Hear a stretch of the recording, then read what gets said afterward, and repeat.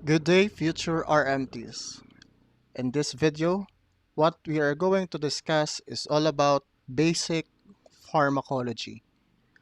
Our learning outcomes are as follows. Number one is to determine the fate of drugs in the body from the point of entry up to the point of excretion.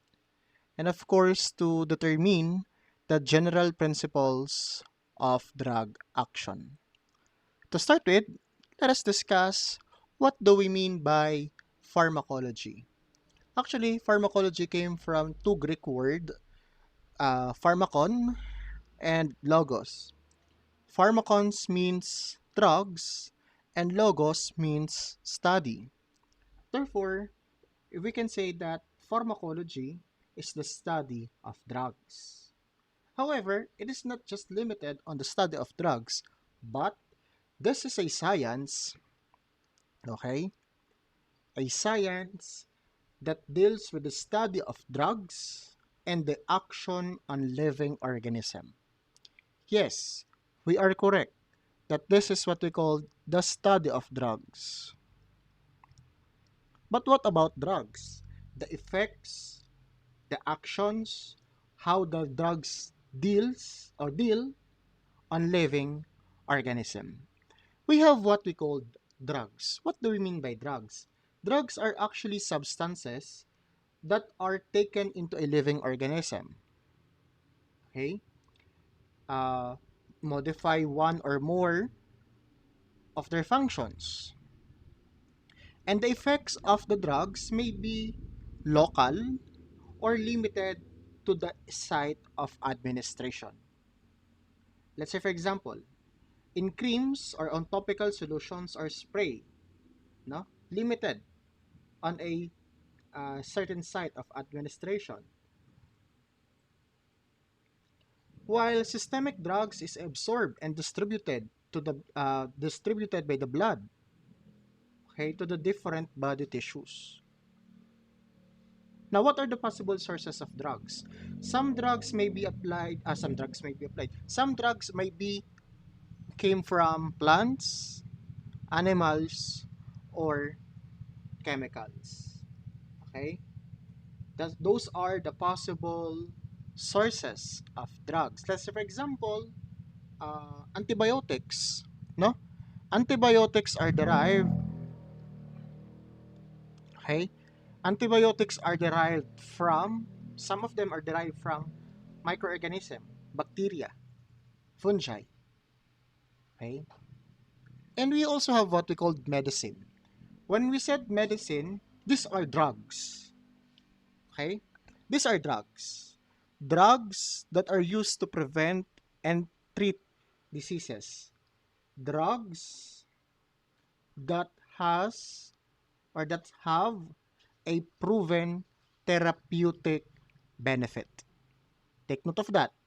Medicine is a type of a drug that has a therapeutic medicine, a therapeutic benefit that is no uh, proven by several studies. That is a medicine. Before, no, in the ancient times, most especially in the times of Chinese, no, old Chinese civilization, meron silang tinatawag na dried plants. And actually, inhalation is one of the contribution of Chinese in the field of medicine, in the field of science. Nung nalaman nila yung dried plants can heal, can treat condition, they did it, no, as a means to treat or to manage conditions. Okay? So drug names. What do we mean by drug names? There are what we call the generic name, no, the chemical name, the trade name, and the official name. What do we mean by chemical name? Chemical name are used by the researchers, chemists, or pharmacists, okay, and gives the chemical formula of the drug. Let's say, for example, acetyl salicylic acid or ASA. Acetyl salicylic acid is a chemical name of aspirin. No? We also have your generic or non-proprietary name.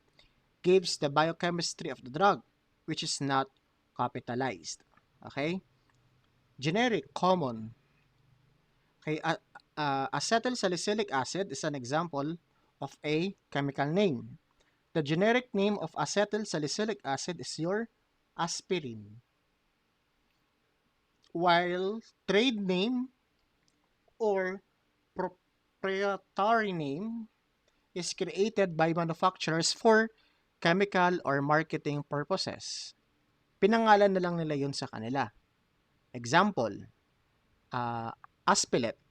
Aspilet is a trade name, and usually trade name is written, capitalized, yung first letter, and then merong TM at the end of it. No, may symbol ng 3M or trademark symbol. And lastly, we have your official name, usually the generic name as listed in the official compendia. Another example is the uh, Catropil. Okay? Catropil is a generic name. Captopril. Captopril. Yan. That is a generic name. Trade name of Captopril is Capoten. Okay. Official name is the generic name plus the what you call this? The official compendia. We have your Captopril USP NF. What do we mean by compendia? These are the United States Pharmacopoeia. We have your National Formulary. No, yun. Yun yung captopril. Too much for that. Okay? Now, there are classifications of drugs. Okay? Para saan ba yung drugs na yan? Number 1, therapeutic or clinical indication.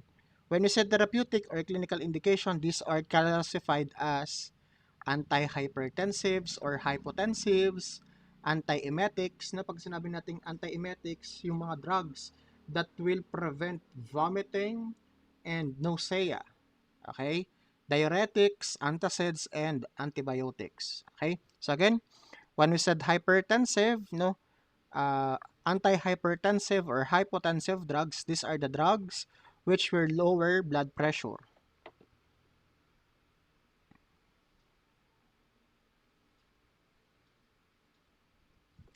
Antiemetics, this will control nausea and vomiting.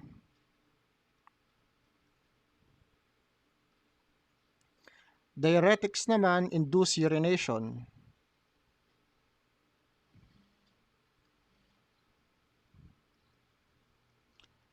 Antacids used for hyperacidity.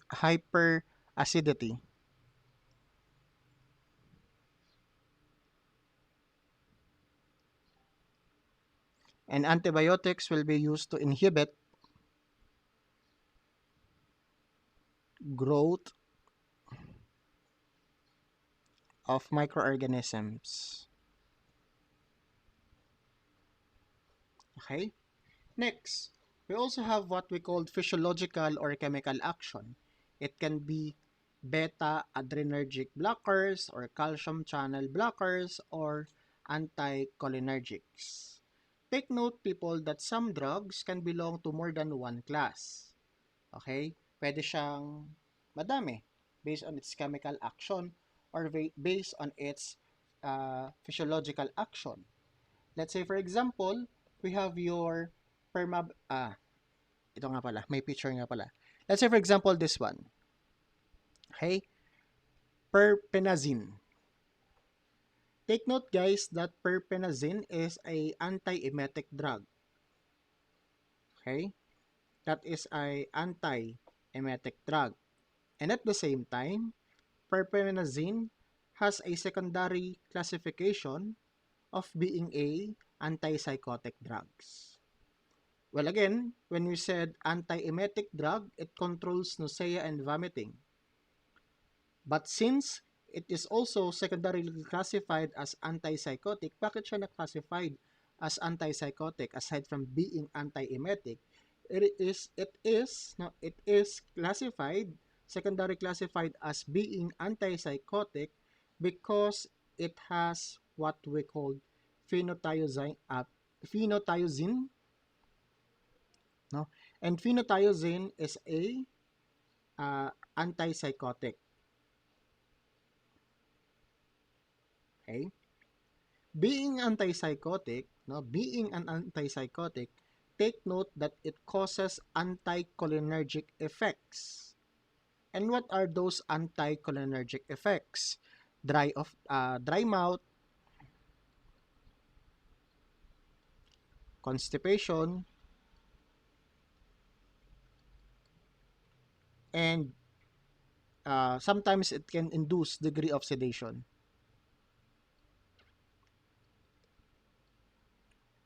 Okay? Again, perpenazine is anti-emetic drug that controls nausea and vomiting. However, it is secondary classified as being antipsychotic because it has a phenothiazine. Sulat nga natin. Phenothiazine. Okay? It has a phenothiazine, no, which causes anticholinergic side effects. And the anticholinergic side effects of this drug include dry mouth, constipation, and degree of sedation. Okay? Next in line is we have the prototype drugs.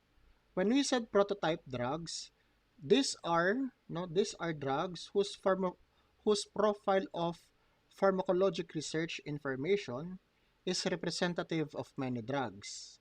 Example, we have your imipramine and diazepam. Take note guys that imipramine is a prototype of tricyclic depressant. Okay, again, this is a prototype of tricyclic depressants. Okay? While diazepam, no, is a prototype of what we call benzodiazepam. Diazepines pala, hindi pa diazepam. Okay? Benzodiazepines.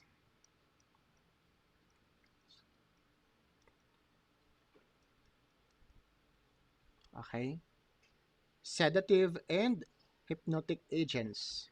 Actually, even anti-anxiety agents, diazepam is the prototype. In other words, ito yung ginagaya nila. Prototype, ito yung pinaggagayahan nila, no? In terms of its information or pharmacological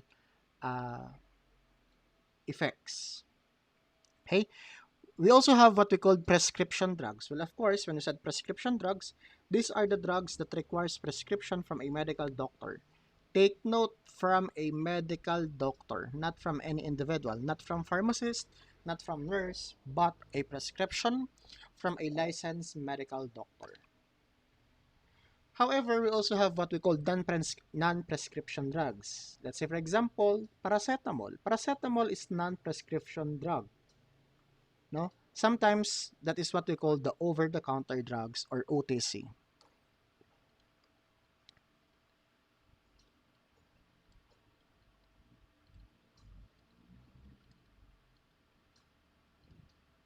Okay? The OTC or over-the-counter is also similar to non-prescription drugs. Now take note guys, when we said no ano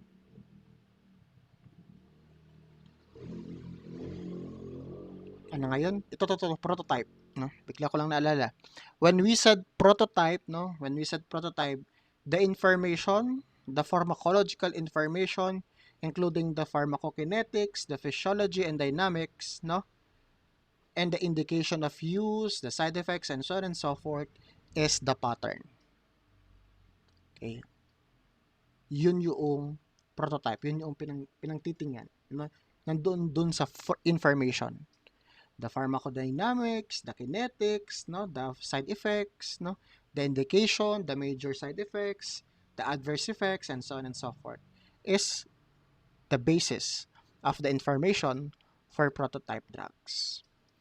We also have what we call the health orphan drugs.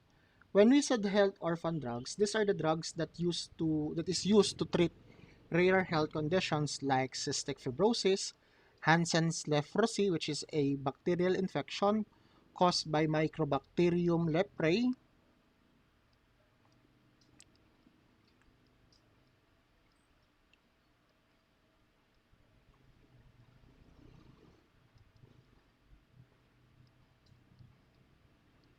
and we also have your sickle cell anemia and infant botulism, which is caused by Clostridium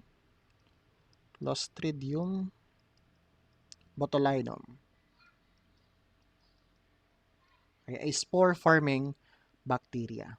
And of course, you also have what we call the illegal or the recreational drugs, which are the drugs used for non-therapeutic purposes and are not approved by the Drug Administration, or in the Philippines, the Bureau of Drugs and Industry, Bureau of Food, BIFAD pala, Bureau of Food and Drugs. Okay? Hindi siya approved, which means they are illegal drugs. They are the prohibited drugs. Okay? Now, what about the development of new drugs? There are four major there are four major stages of drug development. We have what we call the preclinical research and the development stage, the clinical research or testing on humans. We also have what we call the new drug application, and lastly, we have what we call the post-marketing surveillance. So what do we mean by preclinical research and development stage? From the word itself, preclinical, it involves the discovery, synthesis, and purification of the drugs. Best example of this one is the vaccine that we have today, no, against COVID-19. Nagdaan siya sa mga gantong stages, the preclinical stages or the preclinical research, no, and the development stage. Okay? It is used to animals, no, for testing to determine if the drug has a therapeutic value. Take note, guys, that in preclinical, no, stage, collection of data takes an average of 18 months. An average of 18 months or as long as 3 years. Ganun katagal ang preclinical stage. Kaya nga ngayon, ano lang yung meron tayo? Emergency use. Kasi kailangan natin. Okay? And then, hindi pa pala. And then we have what we call the clinical research or the testing on humans. Ito na yung human trial na naririnig nyo. Nakapasa siya sa first phase of the human trial. Nakapasa na siya, it is already passed, no? Proven effective on the second phase of the clinical human trial. Okay, it is now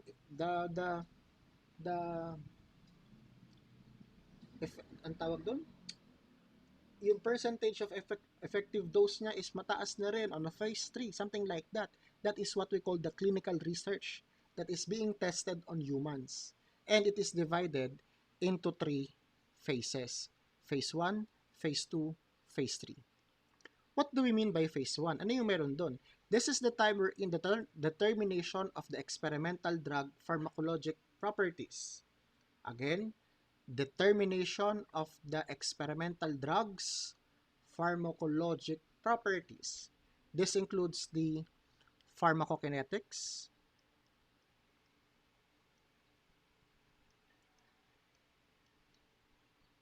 metabolism, and of course, the potential toxicity.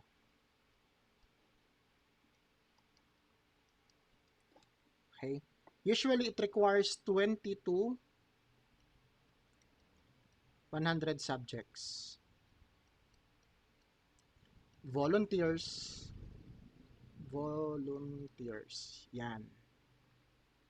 That intended for the population for the 4 to 6 weeks. Okay? So again, clinical research stage, phase 1, determination of the experimental drugs, pharmacologic properties, including the pharmacokinetics, the metabolism, the potential toxicity of the drug. It usually involves 20 to 100 volunteers. Phase 2 is used for several hundreds of people. Well, of course, the purpose of that is to determine the success of the intended or the success of the drug for intended use, usually several hundreds. Kasi alam na no? We already know the kinetics, the metabolism, and the potential toxicity. Then, let's level up the number of our human trial na kung kayo itetest, no? Several hundreds. And lastly, the third trial or the third phase, no, use a still large population to ensure statistical significance of the results. Okay?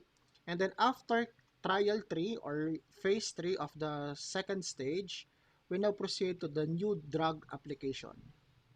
Okay, after the drug is being developed or deemed safe, no, and effective, the investigator reapplies for the new drug application for the market use. Okay, for the distribution to the market and for human use. And well, of course, after that is the post-marketing surveillance. From the word itself, post-marketing. Ibig sabihin, ongoing review of the adverse effects of the new drug. That's why if you, I guess you heard it, meron kayong mga naririnig na ni-recall yung gantong something na drug kasi it find researches or post-marketing surveillance showed that this drug has a high potential toxicity. Something like that. So those are the stages of drug development. Now, in terms of drug administration, we have what we call the routes of administration, which includes the intravenous, no, subcutaneous, intramuscular, oral, inhaled, transcutaneous or transdermal patch, and we also have the suppository, which is usually used for infants, no, and unparticipative patients. And of course, we also have what we call for your elderly, na talagang hindi na kaya kundi ibigay na lang for suppository. Right? So, take note guys that our intravenous has the highest bioavailability or what we call the absorption. No, bioavailability yung mabilis, no? Almost 100% na-absorb or nagkakaroon ng absorption or effect sa ating katawan, no? Intravenous or IV, 100% bioavailability, and is also considered as the most rapid onset. Intramuscular, 75 to less than 100. Large volume often feasible. However, it may be painful. Example of intramuscular drug given to you is your vaccine. No, the vaccine for COVID-19 is intramuscular. Kaya kung makikita mo, lubog na lubog yung syringe. 90 degrees Okay? Hep B vaccine is also 90 degrees. Okay? Subcutaneous naman, ito yung pinakamasakit sa lahat ng masakit because nandun ka pa lang sa subcutaneous tissue, itinuturok na to sa'yo. 75 also to less than 100, no? Smaller volume than IM. However, painful. If I will describe intramuscular and subcutaneous in terms of mas masakit, more painful po ang subcutaneous. Well, of course, you have the oral or the PO. Ito naman, wala kang problema. Why? You just have to intake the drug. But oral administration of the drug has the lowest bioavailability because it has to be absorbed by intestine, it has to be absorbed or passed into the plasma or into the liver, no, kaya madami siya pinagdadaanan. That is the most convenient of all routes of administration. However, no, siya yung may pinakamababang bioavailability. And it has to undergo what we call the first pass mechanism by our liver. We also have your rectal or your suppository, 30 to 100, no? Lesser first pass effect than oral. Inhalation, 5 to 10, almost synonymous to oral, often, no? And then transdermal, ito naman yung mga usual absorption, use of lock or first pass effect, prolonged duration of action. Okay, ito ay mayroong 80 to 100% bioavailability. We have what we call the general principles of drug action. We have the pharmaceutic phase, pharmacokinetic phase, the pharmacodynamic phase, and the pharmacotherapeutic phase. What is the difference between these four? When we said pharmaceutic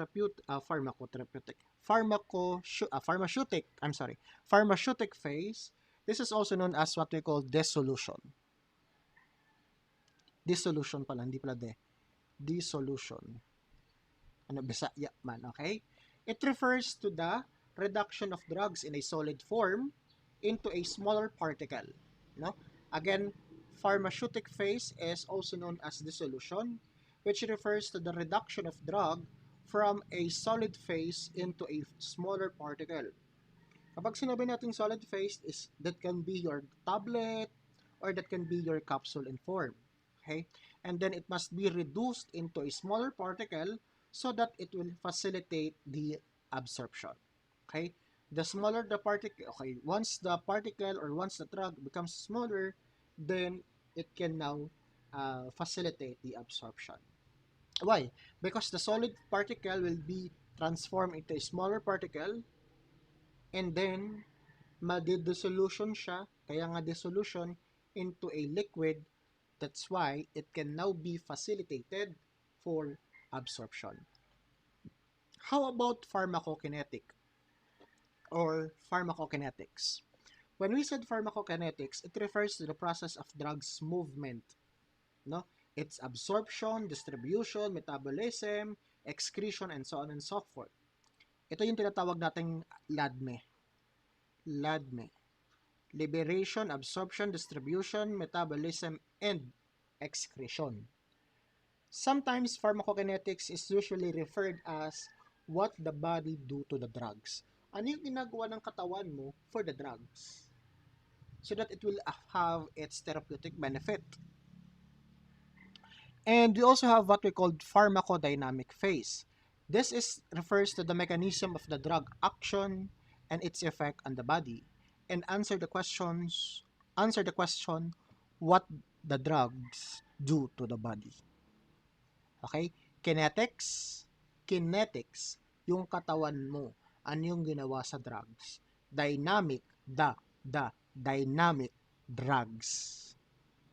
Okay? Ano yung ginawa ng drugs sa katawan mo. And lastly, we have your therapeutic phase, which has a different approaches, no? For treating diseases. Okay? Different approaches for treating diseases. We have the drug therapy,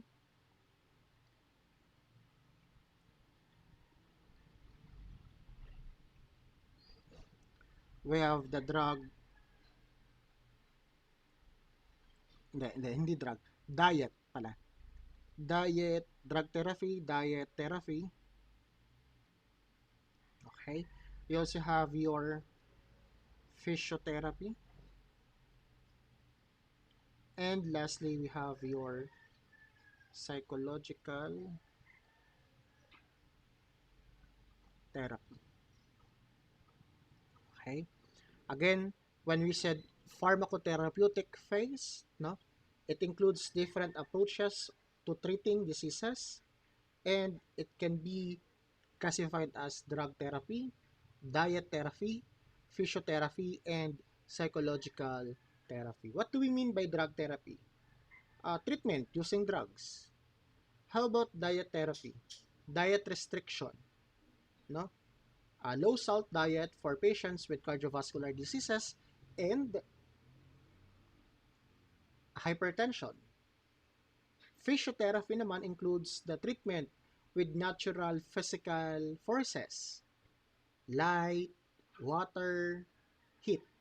Light therapy for a baby with jaundice, di ba? And then psychological therapy naman identifies stressors and minimizes, no, the stress and the use, of course, and the use of illegal drugs. Now, let's discuss again what is pharmacokinetics. Take note, when we said pharmacokinetics, this refers to the process of the drug movement. Again, in other words, pharmacokinetics is the, or answer the question, what does the body do to the drugs? Ano ang ginawa ng katawan sa gamot? Ano ang ginagawa ng katawan sa gamot? Okay? Number one is we have what we call drug absorption, or also known as the bioavailability. As what I have said a while ago in my previous slides, I have said or included that 100% bioavailability is seen when the drug is administered via intravenous. Diba? And the lowest bioavailability is because of is what we call the oral, which is the most convenient and common. Okay, what do we mean by absorption? Absorption, drug absorption, and bioavailability. Okay, when we said absorption, it describes the rate or extent at which the drug leave its uh, site of administration. Okay? It is the movement of the drugs, take note it is the movement of the drugs to the body fluids. And this movement of the drugs to the body fluids can be due to passive absorption or active absorption. Okay? We also have what we call the phenocitosis. When we said penocytosis, it means that there is an engulfment of liquid materials by cell membrane. Take note guys that absorption usually takes place in the small intestine. Okay? Small intestine. Sometimes in the stomach. But most of the absorption took place in our small intestine. We also have what we call the bioavailability. When we said bioavailability, it indicates the extent to which drug reaches its site of action. Again, when we said bioavailability, it indicates the extent to which drug reaches its site of action. Absorption, rate or extent of the drug that leaves its site of administration. Bioavailability, rates or the extent of drug, extent to which drug reaches the site of its action. Okay? Or what we call the biological fluid, which the drugs gain access to the site. Now, uh, the percentage of the site administration drug or administered drug now that reaches the systemic circulation and eventually on the site of its action. That is what we call drug absorption and bioavailability. Take note guys that the drugs must be passed to our intestinal lumen, particularly to the liver via hepatic vein. If you still recall our discussion in liver function, one of the functions of the liver is to metabolize substances, to detoxify substances, right? And there is what we call the first fast effect. Okay? Take note. Take note. Some drugs do not go directly into the systemic circulation after absorption. Why? Because they have to do or they have to pass from the liver via hepatic vein. Okay? And what will happen? In the liver, drugs are being metabolized to inactive form. In the liver, no, through hepatic vein, para makapasok itong mga drugs na to, it will be metabolized to inactive form. Ito yung tinatawag nating first pass. Sino yung gatekeeper? Sino yung papapasukin mo lang? At sino yung hindi? Yung hindi natin papapasukin will be excreted via urine. Okay? Those are the inactive form. Inactive form will be excreted through urination. Thus, therefore, this will reduce the amount of the active drugs. Okay? The metabolized substances, okay, is now equal or greater than the original drug. Again, there is what we call the first pass mechanism. This is the process of the drug passing through the liver before distribution to the site. Okay? Before the distribution to the site. Take note, guys. In order for us to obtain desired desired effect of the drugs, oral doses should be 3 times larger or 3 times higher than drug dose of our intravenous drugs. Bakit? Kasi nga 5 to 10 lang yung kanyang absorption yung bioavailability niya. Marami pa siyang pagdadaanan. It has to undergo absorption in the liver. It has to undergo by a first pass mechanism or first pass effect. Nababawasan yung concentration niya as it reaches the site of its action. Thus, therefore, the dosage is also lessened. That's why, in order for us to have a good therapeutic effect of the drug, most especially the oral drugs, the concentration or the dosage of oral drugs must be 3 times higher or larger than our drugs given intravenous. Well, of course, there are factors affecting the drug absorption and bioavailability. Hindi yan mawawala. There are 7 factors. Number 1, form and solubility. Take note, guys, that drugs given in aqueous solution are more rapidly absorbed than those in oily substances. Bakit? Because they mix more rapidly into the aqueous phase. Okay? Take note at the rate at which drug dissolve may be a limiting factor if the drug is solid. That's why local condition at the site of the absorption like the pH can alter the solubility of the drug.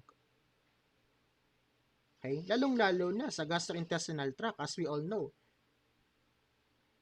Example of which, aspirin. Aspirin is insoluble in acidic gastric content. Concentration. More concentrated, more extensively absorbed. Oh, that's it. Yun ang ibig sabihin nun. More concentrated, more extensively absorbed. How about the routes of administration? As we all know, no, IV is more absorbed than any other mode of transmission. Mode of administration. No? Parenterals are more actively absorbed than orally administered. Another factor is the blood circulation. Okay? Blood circulation at the site of absorption. Remember, guys, that vasoconstrictors vasoconstrictors. Yan. Okay? Vasoconstrictors decrease blood flow. Thus, therefore, shock and some diseases decrease the rate of absorption. Kasi nag-shock vasoconstriction. Okay? While local application of heat and massage increases blood flow and enhances absorption. How about surface area available for absorption? Take note, guys, that drugs are rapidly absorbed at the site where epithelial membranes have the larger surface. For example, drugs are rapidly absorbed in pulmonary alveolar epithelium. Bakit? Okay? Because of the epithelial, no, membranes that is seen in that particular organ. The intestinal mucosa, no, in cases of extensive application.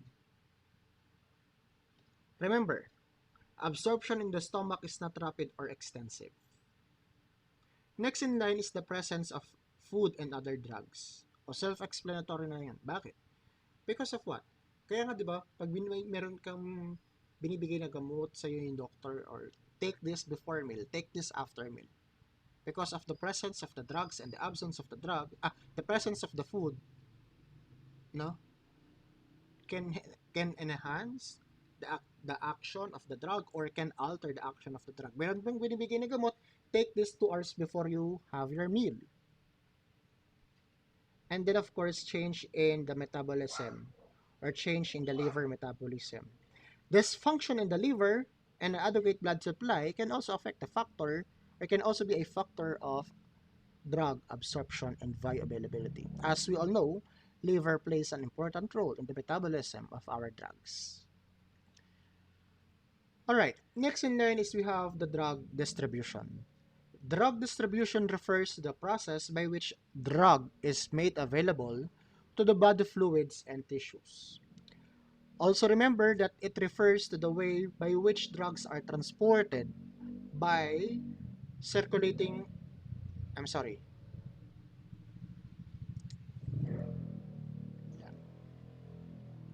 may mga maiingay talagang motor na kapitbahay. Okay?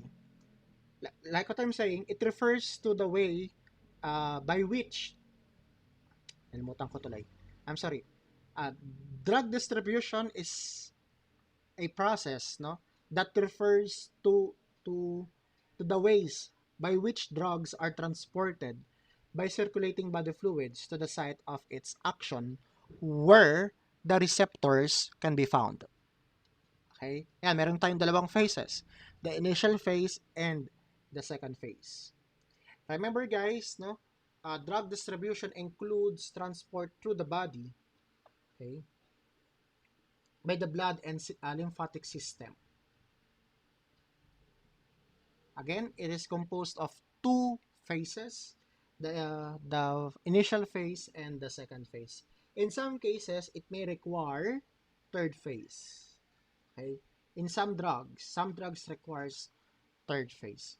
Remember guys that distribution is one of the most important consideration in the pharmacology. Bakit? Hindi porket na-absorb mo na, you already have the action. Why? Because it must be distributed to the area or location where it must have or where it is needed, where the receptors are found, where the receptors are present. Because if the drug will not be distributed in the area where it must be there, edi walang action. Na-absorb mo nga, so what? It must be absorbed. It must be distributed, rather. Yeah, that's correct. The drug must be absorbed, and at the same time, it must be distributed. Okay? What do we mean by initial phase? What do we mean by second phase? But before that, tandaan nyo muna ito. I've said that this is the most important consideration in the pharmacology. Bakit? Because there are some drugs that cannot pass a certain cell membrane. Ano kaya yung mga cell membrane na yan? Merong mga membrane na hindi kayang ipas ng gamot. There are 2. Number 1 is you are familiar with the BBB, the blood-brain barrier. Bakit? Most of our drugs are bound to albumin. Can albumin pass to our blood-brain barrier? No.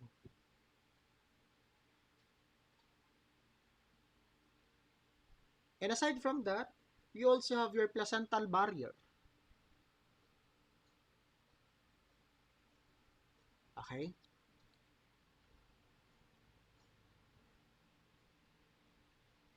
Kaya dapat, for drugs, our drug distribution may be general or selective. Now, what do we mean by initial phase?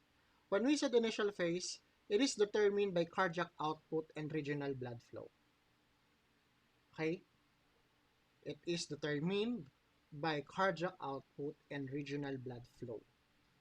Remember guys, the distribution of the organs that are heavily supplied with blood, yung mga heavily supplied with blood, yung mga organ na mataas yung blood supply. And what are those organ? Well, of course, number one is blood.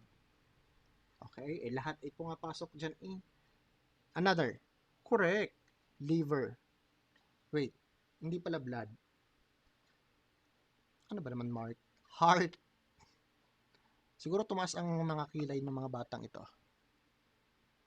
Pasensya na. Tao lang. Puti nga napansin ko eh. Okay? Ulitin ko. First pass, no, it refers to that it is determined by cardiac output and regional blood flow. The organ that has a higher supply of blood receives the drug rapidly. Mabilis yung dugo na napupunta sa kanila, mas mabilis na nasusupply, na didistribute ang drugs papunta sa kanila. At ano yung mga organs?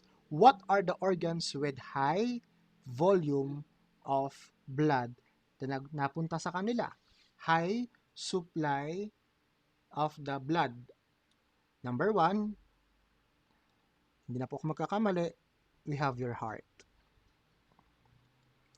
Dumadaan dyan lahat ng dugo eh. Siya ang nagpapump from circulation to circulation. No? Aside from that, liver. Finifilter niya di ba? Kung ano yung mga dapat nang i-move sa katawan. Product of metabolism. Number 3, kidney. Siya yung tagapagpalabas. Ayaw na namin sa'yo. You are toxic. You must be excreted in this body.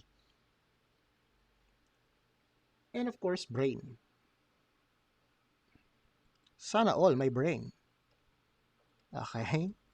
Yan yung mga organs na mataas yung volume ng blood na nasusupply sa kanila. Thus, therefore, mabilis ma-distribute yung drug sa kanila. While those drugs with low supply of blood has drug or receive the drug less rapidly. Ano yung mga organ na yan? Skin, no?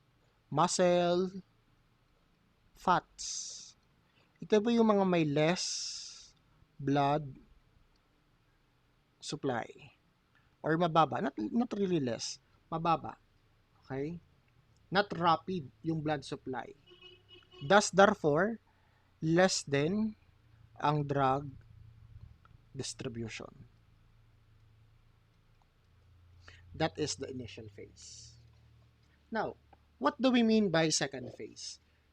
Second phase is determined by blood flow. It is also determined by blood flow. However, greater fraction of the body mass than initial phase. Okay? These are the characteristics of our second phase. Diffusion into interstitial compartment is rapid. Okay? Why? Because the highly permeable nature of the capillary endothelial membranes, well, except for brain. Bakit? Kasi nga may blood-brain barrier. Blood-brain barrier siya eh. Second characteristic is the chemical properties of the drugs. Take note guys that lipid-soluble drugs, no, that permeates membrane poorly are restricted in the distribution. Protein binding. This is what I am telling a while ago. Most of our drugs are transported in combination with our transport protein, which is usually albumin, which carries relatively insoluble drugs. Now, since it is bound, no drug exhibits no pharmacological action because it is already bound into a large complex size, no?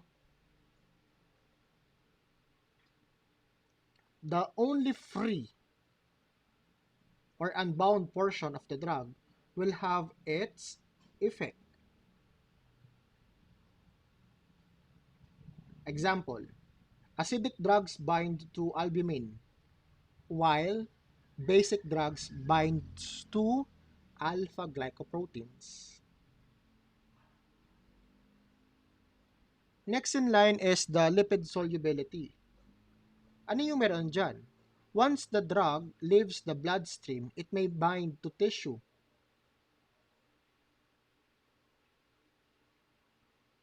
And lipid-soluble drugs have a high affinity for adipose tissue. What else? The drug accumulation in the tissue. Oh, ano yung meron ngayon dyan? Once the drug accumulates in the tissue, no, in a higher concentration than what is expected, what will happen? It will uh, it will diffuse, no, from diffusion, no, as a result of pH, no, binding to cellular constituents, or partition. Example, okay? Example natin ng gamot is the thiopental.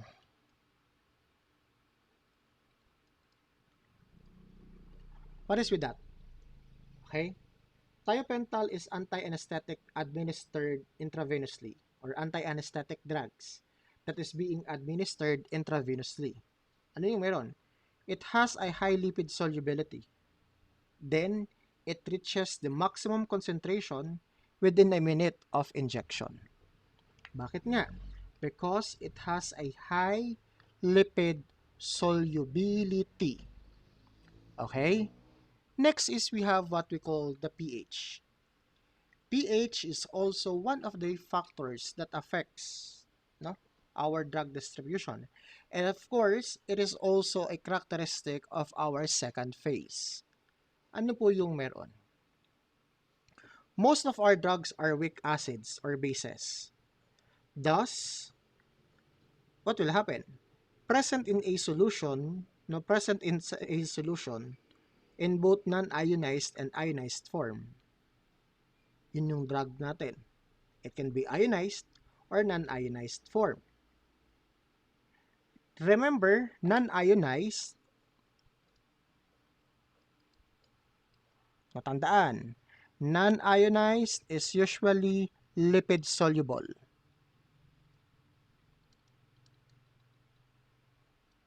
Okay? Non-ionized molecules are usually lipid soluble and can readily diffuse across the cell membrane. While ionized cannot penetrate the lipid layer or the lipid bilayer.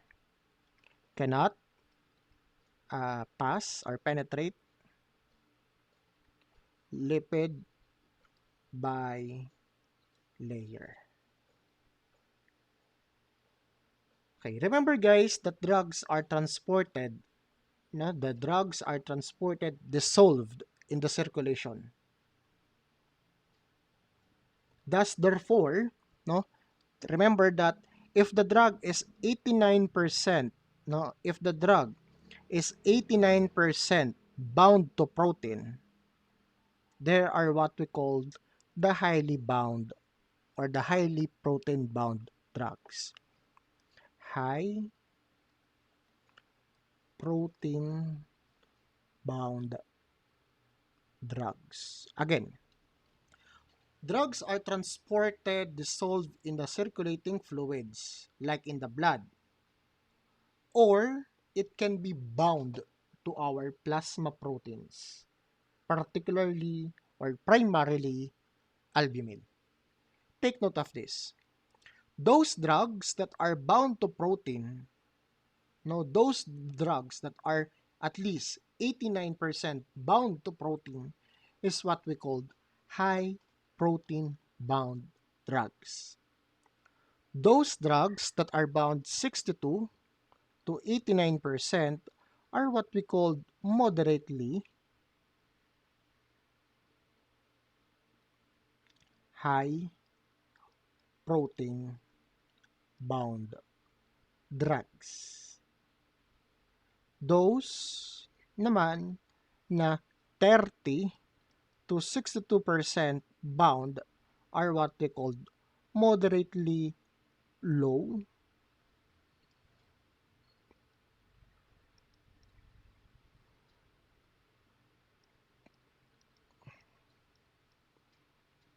okay, and will of course less than 30% and the low protein bound. Okay? Oh wait, before we proceed on that, remember guys that uh, there are considerations being applied in the drug distribution. Okay? Let me show this let me or allow me to discuss this to you in this way so that you will understand. Again, remember, there are considerations being applied in the process of drug distribution. And what are those things? Okay? Initially, yan. This is our drug.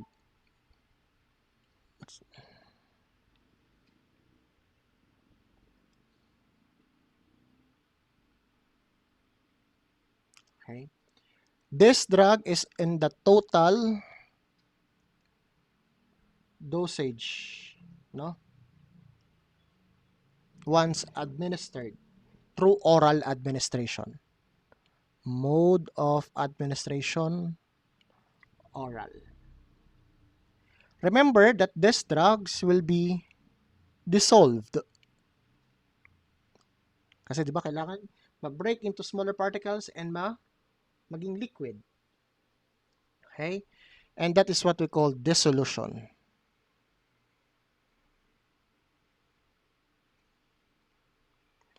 Yung drug magiging smaller particle, tama? Alright. What will happen? This smaller particle will be dissolved in the GI fluids. Dissolve in the GI fluids. Okay? Remember, no? The drug lost by degradation in the gastric medium. The drug may be lost by degradation. Drug lost by degradation in gastric medium. Then what will happen? So again, the drug will be much more smaller than this one. Okay. Then the drugs in solution in intestine. There are two possible scenarios. Number one, the drug is not absorbed, or the drug lost by degradation in intestinal medium, or uh, other intestinal contents. Next is the drug, you know, in the solution will be absorbed.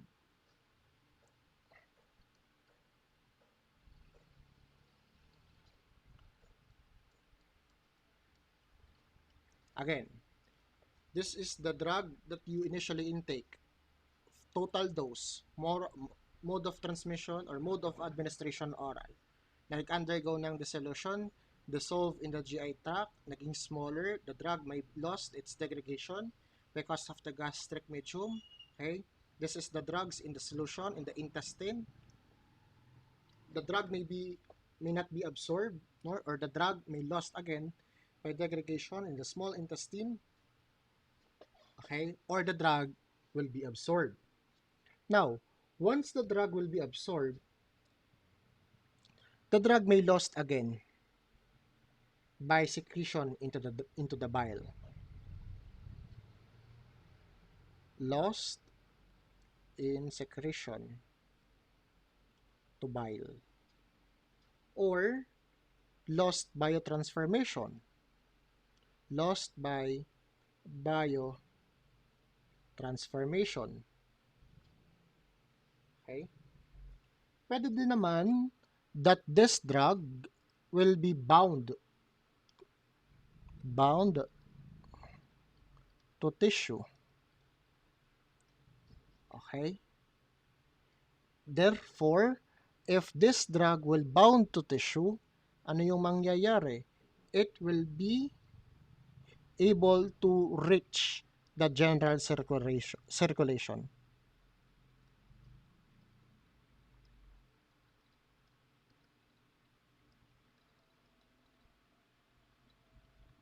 Again, these drugs that is being absorbed may be lost because of the secretion to the bile, may be lost because of the biotransformation, or may be bound to tissue that is capable, no, to reach the circulation. Once that it is reached into the circulation, what will happen into the drug? Okay, this will now be distributed, okay, to the body. It will now be distributed to the body. Once it is distributed to the body, again, this will now be distributed to tissue or organs or other sites where it is needed. It could also be to lost biotransformation, lost by biotransformation, and then will be excreted. Okay? Once it is distributed into the body, pwede po siyang ma-distribute to the tissue or other organs, no? Or it may be lost, the drug may lost by biotransformation and then excretion, and then the drug may be bound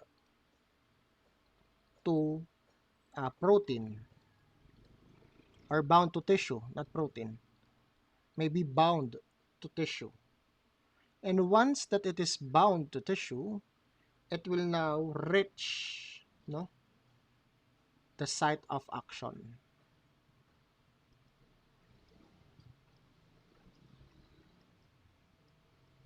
Comparing the dosage, no, from the initial up to this one, lumiit na siya ng lumiit.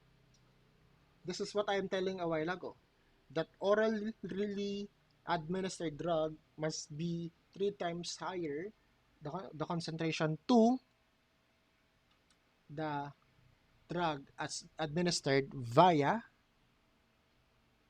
intravenous. So, yun yung nangyayari sa drugs. Nangyayari sa iniinom mong gamot if you take it orally. Kaya di ba sa minsan pag tuminom ka ng gamot, ang tagal-tagal, ano ba yan? Parang hindi ka uminom ng gamot. Because those are the things na pinagdadaanan niya before, ito pa lang, dito pa lang, bago mo pa lang siya ma-absorb, ito na yung pinagdaanan niya. At bago niya ma-reach yung site, ang dami rin pwedeng mangyari sa kanya. It can be excreted. It can be bound to tissue. It can be lost to biotransformation. Okay? So that is what we call the pharmacokinetics in terms of drug distribution. So ganun pala siya talaga katagal bago siya mag-take effect kung ito po ay given orally. Now, how about our metabolism or biotransformation? Yung absorption is bioavailability, ang ating metabolism is biotransformation. Okay?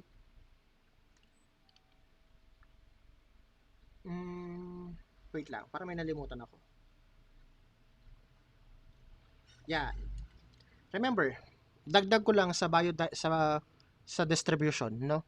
Kapag ikaw ay mayroong albuminemia, yan. Kapag ikaw ay mayroong hypoalbuminemia, okay, maybe because of the failure in the liver to synthesize and failure in the renal, no, to reabsorb, no, para hindi siya magpass, you will have also a problem in the drug distribution, most especially if the drug is requiring protein binding. Okay? Meron din po tayong mga drugs na nag-exhibit ng specificity. Okay, example, anticonvulsant that binds to albumin only. Okay? And then yung mga abscess, yung mga exudates, no? And tumor hinder drugs distribution. For example, antibiotics do not pass the abscess or do not distribute well to the abscess. Okay? So yun yung ating distribution. Now, how about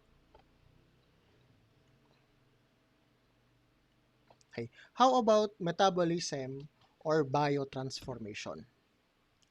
Take note, guys, that biotransformation or metabolism is a process by which the by which the body inactivates the drug. Okay. Why do we have to inactivate? Okay? Para ma-remove natin yung mga toxic substances na nandun sa drug. Usually, the primary site of drug metabolism is our liver. And the metabolism, no, of these drugs, or the metabolism of the inactive drugs, will be done through the help of our liver enzymes. If you still remember, the cytochrome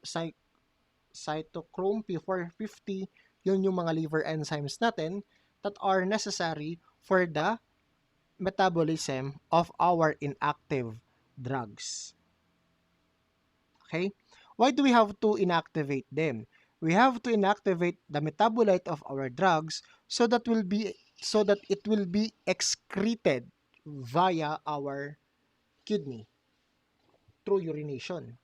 Because if it will not be excreted, no, the toxic waste will accumulate into our liver, into our body. While those drugs which are active can still cause pharmacologic response. Now, once that the liver is damaged, like for example in cirrhosis, no, and hepatitis, this can alter drug metabolism by inhibiting the drug metabolizing enzyme in the liver. Thus, therefore, the slow rate of the drug metabolism may cause drug accumulation that can lead into what we call toxicity. We also have another factor to consider in metabolism, and that is what we call the half-life. What do we mean by half-life? Okay, half-life is the time needed for one drug the time needed for one half of the drug concentration to be eliminated. Okay? Time needed for one half of the drug concentration to be eliminated. Remember, guys, in the liver, or if the liver or kidney has a dysfunction, the half-life is prolonged, causing accumulation of these toxic substances into the body that can lead into drug accumulation, that can lead into what we call toxicity. Okay? Remember that a drug undergoes several half-life before it reaches 90% of before it reaches 90% of being eliminated. Okay? For example, I have here a protein binding and the half-lives of selected drugs. Okay? For example, number 1, chlorpromazine, half-life is 30 hours. Diazepam, 30 to 80 hours. No, quinidine, 6 hours. Erythromycin, 3 hours. Lidocaine, 2 hours. Theophylline, 9 hours. Amoxicillin, 1.1 to 1.5 hours. Digoxin, 36 hours. Cephalexin, 0.5 to 1.2. Kaya, this is the application of yung 3 times a day, 4 times a day, 3 times a day, every 8 hours, something like that. Because of the half-life of the drugs. Kasi kung hindi ka magbibigay ng another dose, at na-excrete lang siya, wala po tayong action. Okay? Now, next is we have your drug elimination. Okay? The major route of drug elimination is through our urination, through the kidney. Ini-inactivate ni liver to metabolism, and then i-excrete ni kidney. Parang example niya yung ammonia, di ba? From urea. Kaya pag mayroon kang yung ammonia, kailangan mo siyang ma-excrete through urea. Kasi kung hindi at nagkamaroon ka ng accumulation niyan, ibig sabihin may problema sa liver mo na nakikita sa urine. Yung excessive amounts of our ammonia. Something like that. And that is also true to excretion. Kailangan i-metabolize ni liver para i-excrete ni kidney. However, natandaan natin, protein-bound drugs cannot be filtered through the kidney. Ay alam mo naman kung bakit hindi siya ma-filter. However, pero may however, no?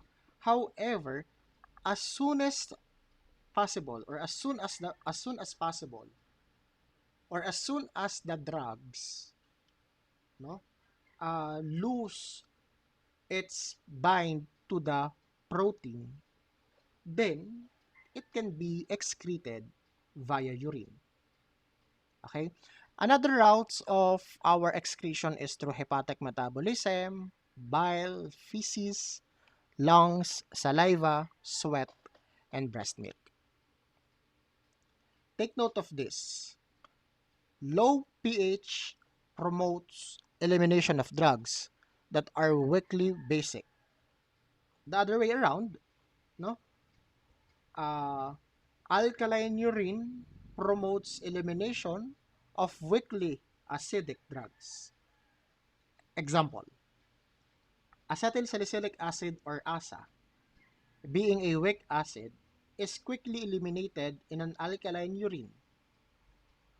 Thus, in aspirin overdose, the administration of sodium bicarbonate to make the urine basic hasten the excretion of aspirin.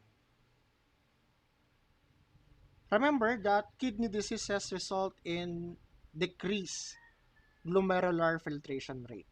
So pag mababa ang GFR means there is a renal disease.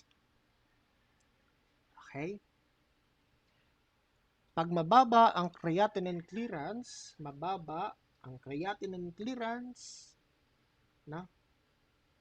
it means that there is a renal disease. Remember that creatinine clearance is an indication of the function of our kidney, as creatinine is being excreted. Remember that creatinine is a metabolic byproduct of muscle metabolism that is excreted by our urine, by our kidney. However, creatinine clearance may vary among age and sex. Mas mataas yung creatinine clearance ng mga lalaki kaysa sa mga babae. Ganun din, mas mataas ang creatinine clearance ng mga mas bata kaysa sa mga tatanda. Take note that decreased eGFR or decreased glomerular filtration rate means that there is an increase in creatinine. Increase in creatinine means that there's a problem in the kidney. The normal value is 85 to 135. That's why some of the doctors are considering the BUN and creatinine, no, the BCR ratio, no, which is 10 is to 20. No, 1 is to 10 or 1 is to 20. At kapag pumataas din ang or mababa ang ating eGFR, no, para yung mga drugs na ibibigay sa mga pasyente ay alam po ng doktor kung ano yung mas magandang drugs. Binibase din nila yan. Halimbawa, dun sa result ng iyong chemical or ng iyong chemistry. So, si doctor, i-compute ang GFR mo, and then by that, he will be able to determine what will be the drug appropriate na ibigay sa'yo. Okay, so that is what we call pharmacokinetics. Again, what does the body do to the drugs? This time, what we're going to discuss is the pharmacodynamic phase. What does the drugs do to the body? Okay, when we said pharmacodynamic, one of the most important parameters of this one is what we called the drug response. When we said drug response, that is the relationship between the minimal and the maximum or maximal amount of drug dose to produce a desired effect. Again, when we said drug response, that is the relationship between minimal and maximal amount of drug dose to produce desired effect. Take note, guys, that all drugs have maximal efficacy. Okay? All drugs have maximal efficacy. For example, morphine. Okay? Morphine is much more efficient than Profixin HCl or Darvon, trade name. And one of the most important aspects of pharmacodynamics, no? Hindi naman one. These factors, no, are important aspects of what we call pharmacodynamics. What are those? The drug's onset, the drug's peak, and the drug duration of action. Allow me to show you this graph. Like what I've said, the most important aspects of pharmacodynamics is the knowledge of drug onset, drug peak, and the drug duration. What do we mean by drug onset? Okay? When we said drug onset, it refers to... Teka lang, huwag natin dyan isulat. Sulat muna natin. Onset. When we said drug onset, it is the time it takes to reach the MEC or the minimal effective concentration. Okay, again, when we said onset, it is the time to reach MEC, which is the minimal effective concentration after the drug is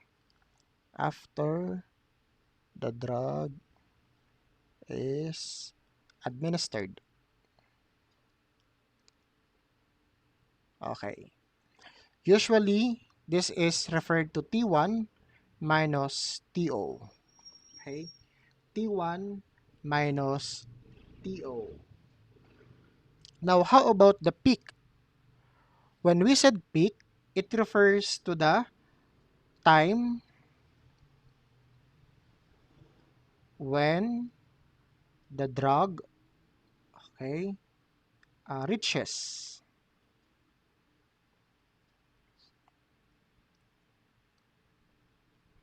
the highest blood or plasma concentration. And usually peak is referred to T2 minus TO. And lastly, we have your duration. What do we mean by duration? Okay, duration is the length of time that the drugs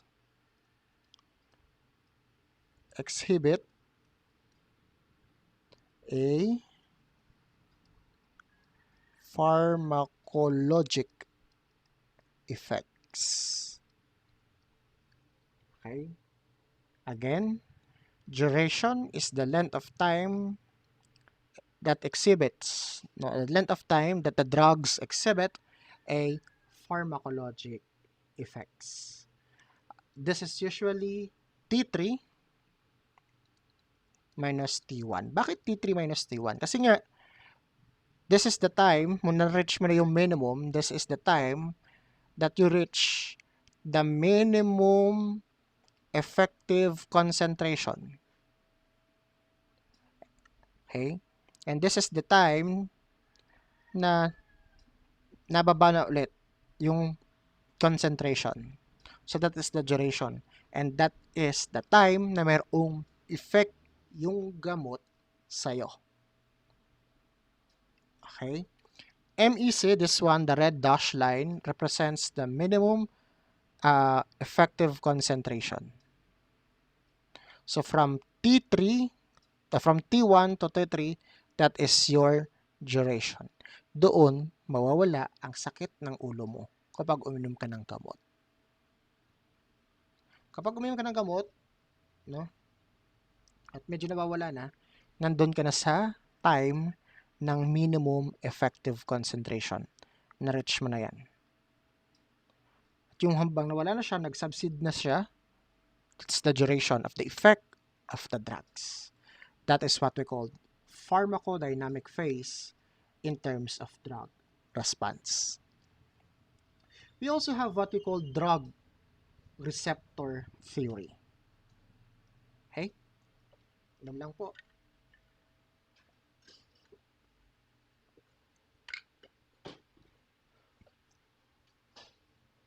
Remember guys that most of the receptors are found on the cell membrane. Okay? Thus, drug binding sites are found in the glycoproteins, in the proteins, proteolipids, and enzymes. Remember guys that the site on the receptor to which the drug binds is called the ligand binding domain, or the LBD. Again, that refers to the site of the receptor. Remember that drugs act through receptors by binding to the receptor or blocking a response. When the drug elicits a response, that is what we call agonist. Drug that elicit response. Okay? Again, when the drug elicit response, that is what we call agonistic effect or agonist. When the drug blocks a response, that is what we call antagonistic or antagonist.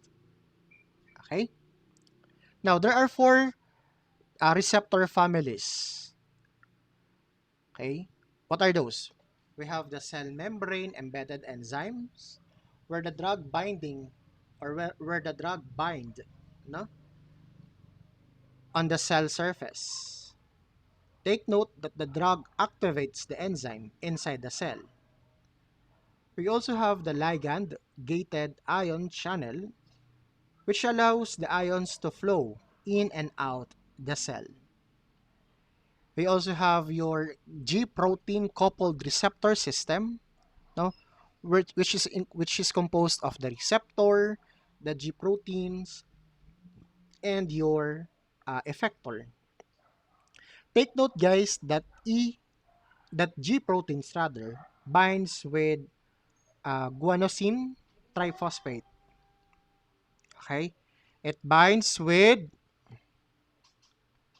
guanosine triphosphate. While effector is either an enzyme or an ion channel. Effector is a enzyme or ion channel. Now, how about transcription factors? From the word itself, transcription, it is found in the DNA in the cell nucleus. Okay? And activation is used, no, by receptor is prolonged. There are also type of drug responses as we are discussing the actions of the drugs in the body. Number one, we have the desired action. What do we mean by that? The expected effect of the drugs. How about the side effects? Naririnig nyo rito, side effect ng ganitong vaccine, ganito, ganito, ganyan. When we said side effects, these are physiological effects, not related to the desired action. Okay? Bakit po nagkakameron ng side effects? It occurs when the drug affects more than one body system simultaneously. Okay? And this effect may be desirable or undesirable. How about adverse reaction?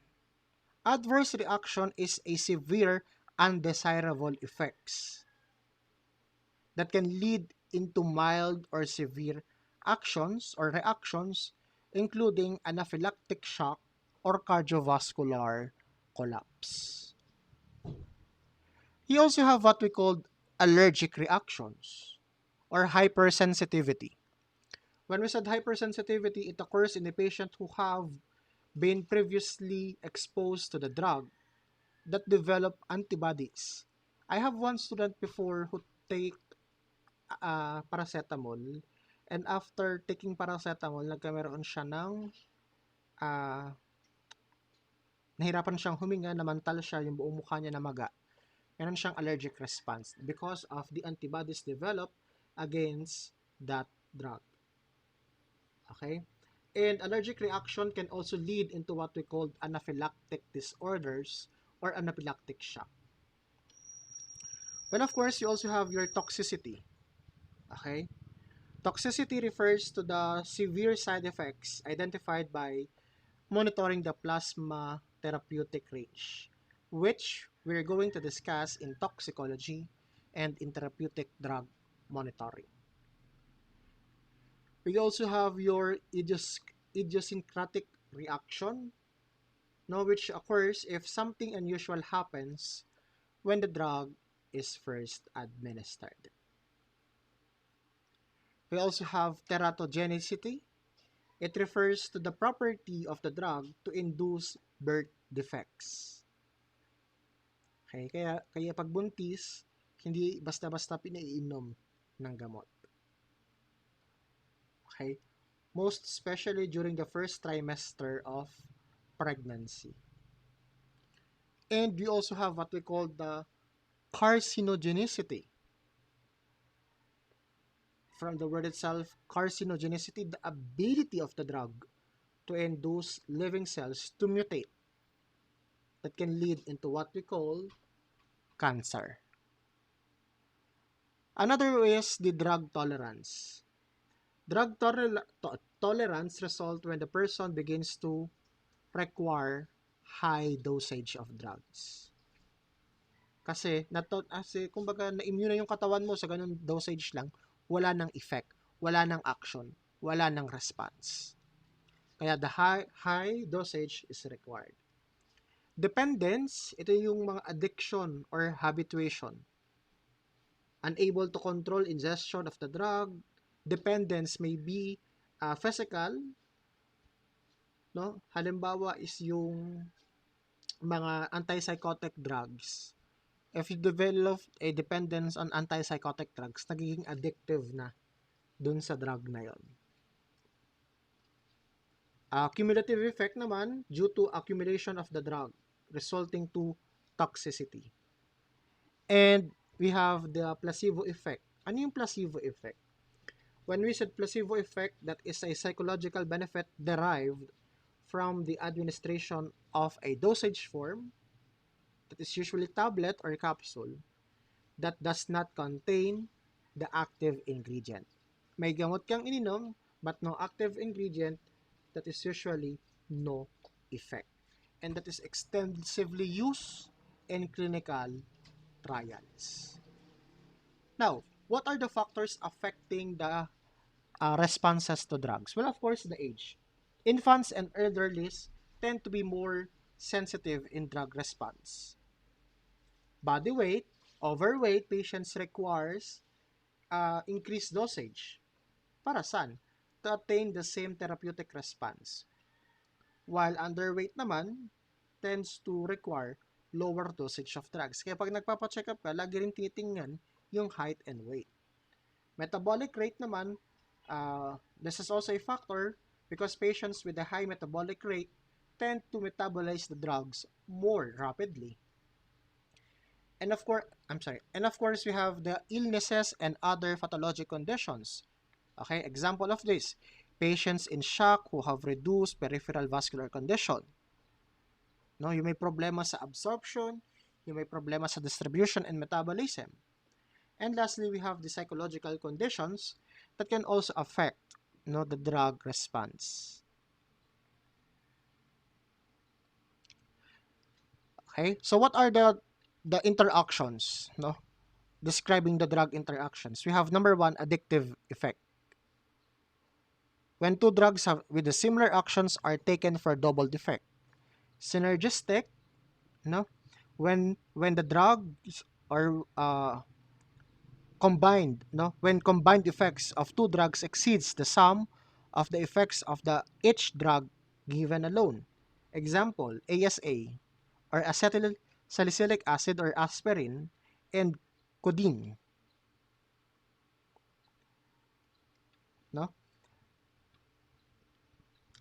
Gives much more activity, much more or greater analgesic action to our ASA if you will administer codeine with a person na nagtitake ng ASA. Antagonistic effect naman, drug interferes the action of the another. Okay, example, antacid. Antacid decreases the activity of tetracycline. Okay, interferes the action of the another. We also have displacement of the drug by a second drug, increase the activity of the first drug. Example, warfarin. Warfarin binibigay sa mga pasyente may problema sa coagulation, right? If you are taking warfarin and you were given valproic acid, valproic acid, mas mataas ang magiging effect, mas mataas magiging anti-coagulant effect because of the valproic acid. Why? Because it increases the activity. Next, we have the interference, inhibits the metabolism or excretion of the second drug. Okay? For example,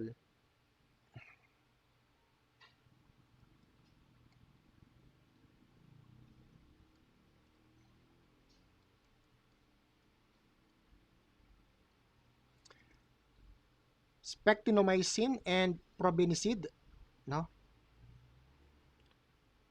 is a good example of a drug that inhibits the metabolism and excretion of the second drug.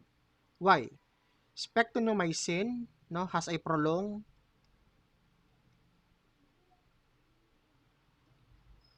antibacterial activity. Bakit? Because of the probenecid blocks the renal excretion.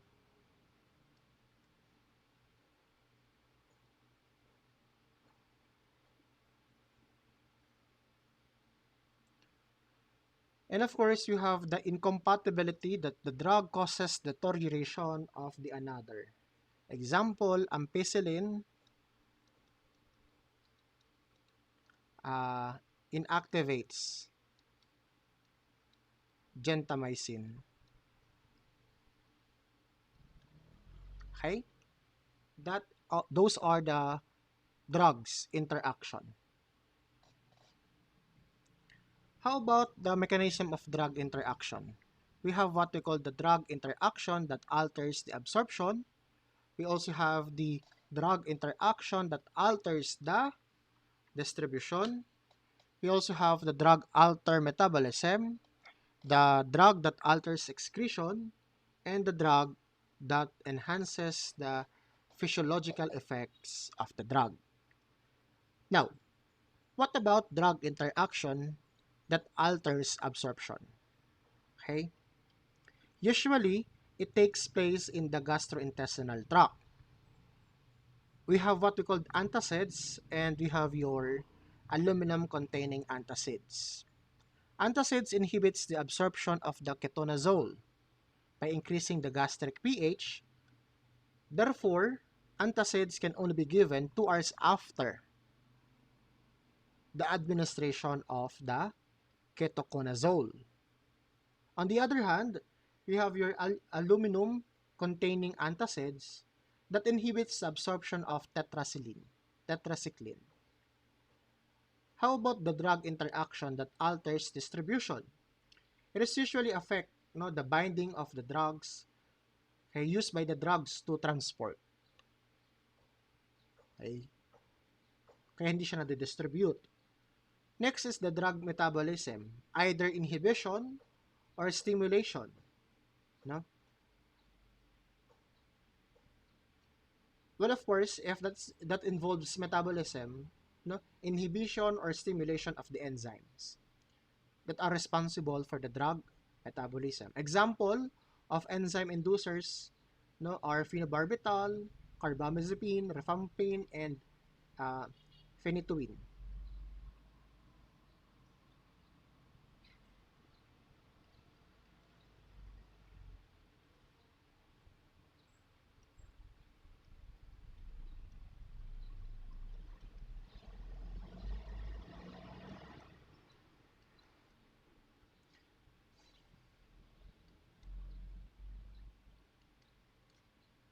Okay? These are the drug enzyme inducers. Next is we have the drug that alter excretion. Usually act on the kidney tubules by altering the pH to enhance or inhibit excretion. Okay? And lastly, we have the drug that enhances the physiologic effects of the drug. Ito naman is exemplified by administration of sedative hypnotic drugs with alcohol.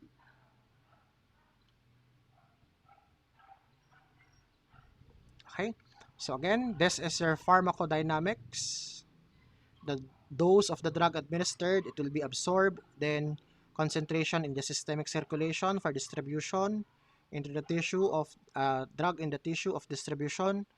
Once that it is in the systemic circulation, the drug concentration to the site of action para magkaroon ng pharmacologic effect, or the response to the drugs into the site of action, or the drug will be eliminated through metabolism, and then excretion. And once that there is the drug reach the site of action, it will give its pharmacologic effect and the clinical response. It's either it will have a toxic effect or it will have a effective or therapeutic effect to the patient. Again, pharmacokinetics, the action of the body to the drugs, and the pharmacodynamics is the action of the drugs to the body. And last but not the least is what we call the pharmacokinetics. therapeutics. In therapeutics, no, the major concern is the drug safety. Take note of that. In therapeutics, the major concern is the safety. We also have what we call therapeutic index, effective dose, and lethal dose. What do we mean by therapeutic index? Therapeutic index compare the therapeutically effective dose to toxic dose of pharmaceutical agent. Take note that this is statement of relative safety of the drugs, no? A statement of the relative safety of the drugs. This is a ratio of the effective dose and the toxic dose or the lethal dose. Okay? When we said effective dose of medication that produces a desired pharmacologic effect in 50% of animals or person. And then lethal dose, no? Ito yung ED50 at ito yung LD50. Ingested amount that kills 50, no, percent of the test sample. Okay, so this is the therapeutic effect, no? This is the ED50. Okay, and this is the toxic side effect, and this is the TD50. Take note that, guys, that therapeutic index is equals to TD50, okay, and then ED50.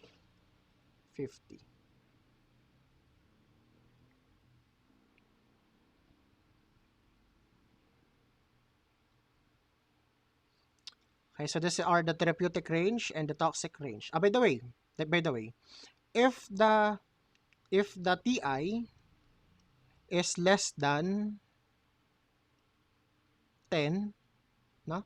If the TI is less than 10, mas toxic siya. Or if the TI is near 0, more toxic. Okay? The higher the TI, the lower the toxicity. Take note, the higher the TI, the lower the toxicity. The higher the therapeutic index, the lower the toxicity. The higher therapeutic index, the lower toxicity. The higher therapeutic index means much more safe. Okay, so these are the examples of therapeutic range and the toxic range of different anticonvulsants. And we have what we call the peak and the true levels. When we said peak, no, the highest plasma concentration of the drug at a specific time. Usually kapag oral administration 1 to 3 hours, kapag intravenous 10 minutes. And the true levels, the lowest plasma concentration of the drug. Okay? And these are the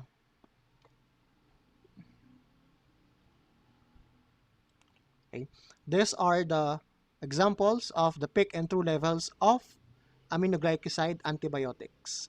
Amikacin, gentamicin, and trombomycin. Okay?